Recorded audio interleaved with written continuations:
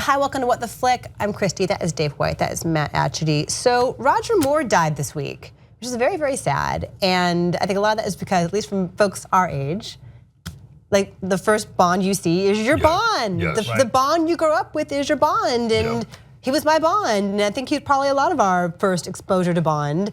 And that was perfect for that time, or for if you're a kid, because he made it fun, you know? Sean Connery's a man. Roger Moore was like a man, but he was a fun, playful man in the face of danger, and that made it accessible, like the sexy, glamorous, scary world accessible, so. I was too young for The Saint. Okay. And I remember watching Connery as Bond, either in Goldfinger or From Russia with Love on TV. Is that your first Bond movie? Well, yeah, but you know, it's kind of in passing, and those terrible ABC you're prints. 5 years old, and it's all chopped up, and it's on your little 1971 television, you know. And I didn't quite understand what James Bond was at that moment. I just saw Sean Connery and fixated on him for reasons I was yet to understand. It all makes sense now. Yeah, it all makes sense now. But my first Bond in the theater, back when the MPAA was even more arbitrary and weird and terrible than they are now, all those very adult 1970s Bond movies were PG films. And so, you know, I'm 8, 9 years old, and I can go see The Man with the Golden Gun, and I can go see Live and Let Die, and I do on a Saturday matinee. Oh my gosh. And people are having lots of sex. But did you get it? No, not at all. But I remember Roger Moore as Bond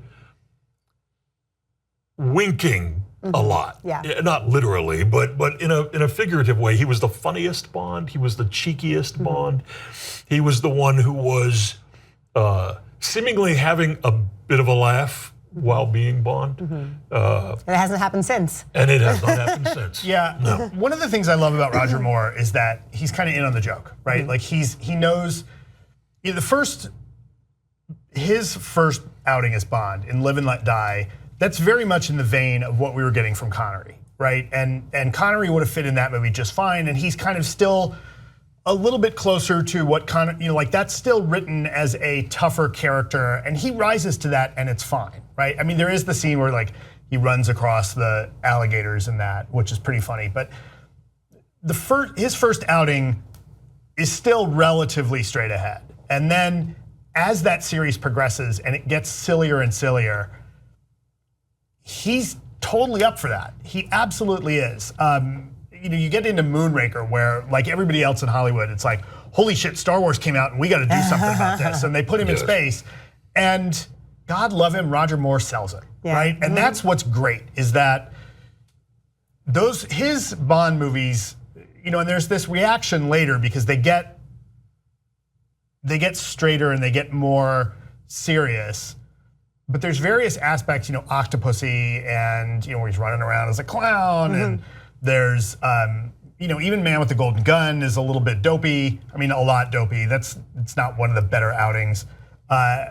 His various movies are over the top, but he leans into that, and he knows there's an awareness there, and he never takes himself all that seriously, which I know from a lot of Bond purists, it's really frustrating.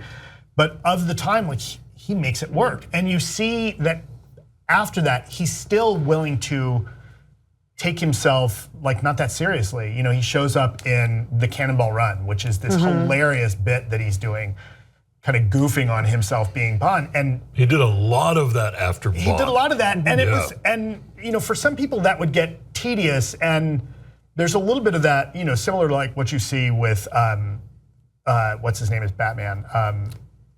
Which one? The TV one. Adam West. Adam West, right? He never. I don't think he ever quite gets into Adam West territory. No. But there's a playfulness to him. But there's a playfulness to him and a charm to him that helped forgive that some of those movies are so bad because I mean, look, like some of them are great. Like the ski chase scene at the beginning of For Your Eyes Only is one of the best Bond chases ever. And he does it physically. He pulls it off with like the intensity, but also like he literally winks in the For Your Eyes Only ski chase scene. And some of his Bond movies are amongst the silliest and dumbest. And I guess what I'm trying to say is you are willing to forgive him because you are willing to forgive those movies in large part because of his charm. Yeah. Even the last one, the View to a Kill, is so bad. But all right, sure, it's one last outing for him. It's great, it's fine.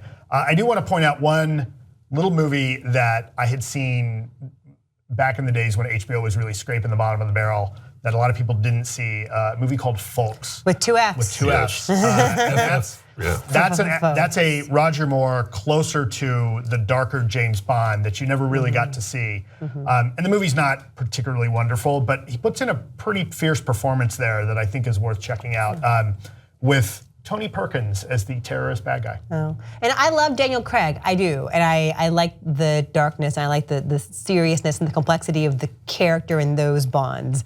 But like maybe I might rather watch a silly Bond over again than Casino Royale, although I do love Skyfall. Yeah, and then, he was in Spice World. Yeah, he had a lot of forever in my heart for Spice World. And he did a lot of great work with UNICEF, and if you are on the Twitter, you will probably see a couple different anecdotes that keep getting repeated and retweeted about what a lovely, lovely guy he was off screen, and great anecdotes. And he was 89. He had cancer, right? I don't know. He had cancer. He was sick for a while. Blofeld got him. Yes. Finally. But anyway, so it's very sad. So go back and rewatch one of your old Roger Moore Bonds in his honor. Thanks. Bye.